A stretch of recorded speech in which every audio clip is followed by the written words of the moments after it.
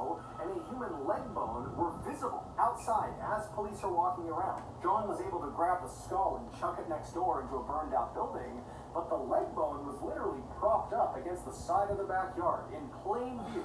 Nobody caught it. The police are also believed to have coerced Timothy into signing his final confession, where he says, "I not only killed my wife, but I also killed my daughter." There's even some speculation that the police literally signed it for him, that they forged the entire document. And so Timothy gets hauled off and executed. Meanwhile, John, the real killer, just keeps on killing. He would murder at least 4 more women, including his wife, Ethel, using the same technique, the gas machine followed by strangulation. And it was during the time that he killed these last 4 victims that we know about that John became increasingly turned on by death itself. And so that was why he stuffed his wife's body right underneath the floorboards in his kitchen, and he stuffed those other 3 women inside of that tiny little room behind that secret door in the pantry, so that all day long as he was in his apartment, it constantly smelled of decomposing flesh.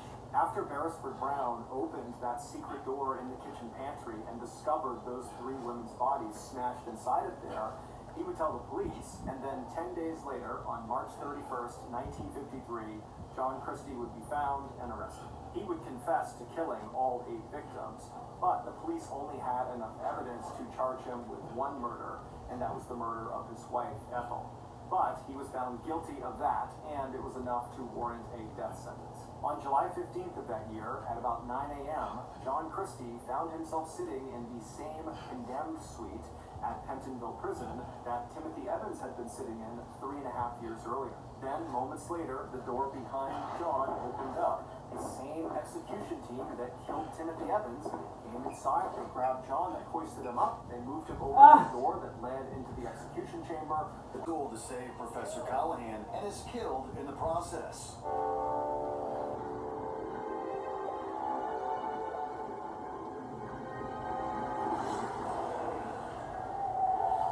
Even though we're used to seeing family members die in Disney movies, this scene is particularly devastating because we spend so much time with him. The only thing sadder than his death is the series of videos he left behind with his robot Baymax. In an attempt to cheer up Tadashi's brother Hiro, the artificial being shows footage of the late inventor's tests. We get as many tears in our eyes as Hiro does as the scene goes on. But it's the hopeful message that Tadashi gets across that really starts the waterworks. You're gonna help so many people, buddy.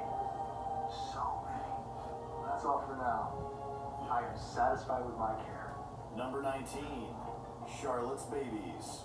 Charlotte's Web. E.B. White's classic story has an infamously depressing conclusion. For most of the tale, it serves as a sweet rumination on friendship between the pig Wilbur and Spider Charlotte. I hate to keep bothering you, but You're no bother to me, Wilbur. You are my one true friend. But it also deals with death and the passing of time. The 1973 film remains faithful to the book by having Charlotte die before Wilbur takes her egg sac. While Charlotte's death is obviously upsetting, it helps that she faces it with strength and dignity. But the saddest part comes after her passing. In the end, most of her babies flee the farm and leave Wilbur in despair. The sight itself is upsetting enough, but Wilbur's gutted reaction makes it all the more heartbreaking. I'm going away. I can't stand it here. This place is too full of memories, and all of Charlotte's children are gone. Number 18. The Barracuda Attack. Finding Nemo. Pixar really knows how to push those emotional buttons. Finding Nemo immediately made us feel Number 15. Tala's Spirit Returns. Moana. Disney protagonists often need a big final push. In Moana, Grandma Tala is the person that helps the heroine at a crucial moment. Early on in the film, Tala passes away. This sad event pushes Moana to finally leave her island home to try and save everyone.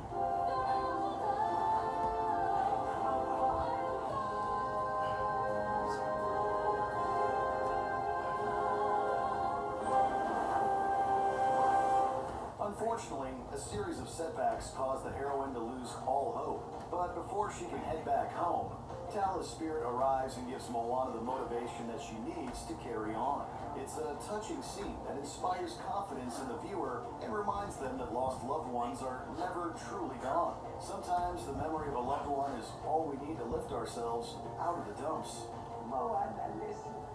Do you know who you are? Number 14. Stitch is Lost. Lilo and Stitch. Lilo and Stitch earned high praise for its themes about family. Throughout the story, Nanny struggles to keep custody of her little sister Lilo. Are you the guardian in question? I'm Nani. Nice to meet you, Mr. Well, But after Stitch endangers Lilo's life at a bad moment, a social worker says the two sisters will be separated. Watching the two siblings say goodbye to each other is heartbreaking enough.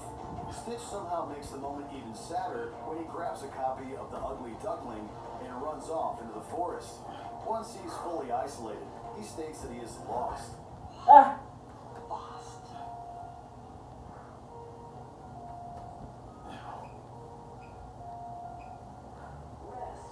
As the song goes on, all she can do is comfort her child and show him love from a distance. Following this scene, they reluctantly wave goodbye with their trunks. It's an image that is sure to destroy any viewer.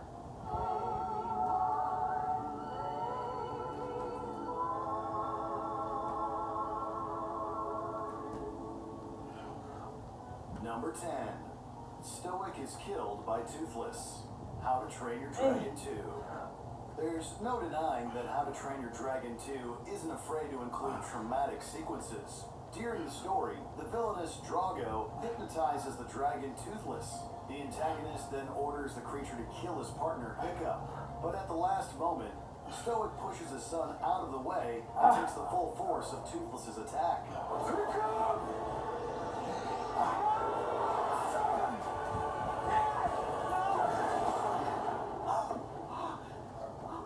This heroic act cost the dad his life.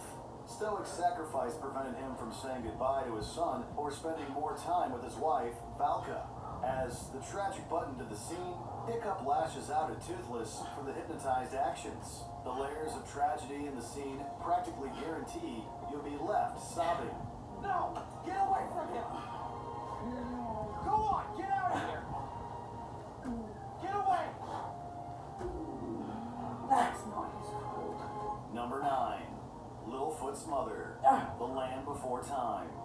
One of the most memorable scenes from The Land Before Time involves Littlefoot's mother. Unfortunately, it's not a happy memory. Littlefoot is just having a fun time playing with a friend when he's suddenly attacked by a T-Rex. His mother steps in to defend him.